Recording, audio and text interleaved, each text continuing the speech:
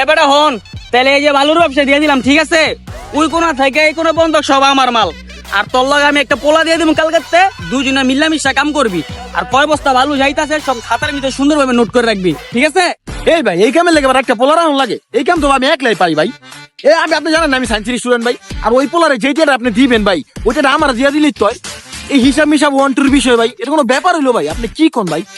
আরে বাবা রে বাবা, আইছে আমার সায়েন্সের স্টুডেন্ট রে। এই বেটা, তুই জীবনে দেখছ সায়েন্সের স্টুডেন্ট জীবনে হিসাব হিসাব লিয়ে বইছে?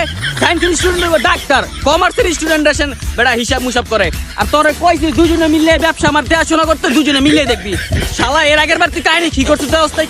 গতবার যে কাকায় ব্যবসাটা দিল, ব্যবসার মধ্যে 100 বস্তা মাল গেছে, তুই 95 বস্তা লিখেছিস। আমার মান সম্মান পুলা গুষ্টি মেরে দিছ বেটা। আচ্ছা তাহলে ভাই, মানে আমি তো আপনি ভালো লেগেই করছিলাম।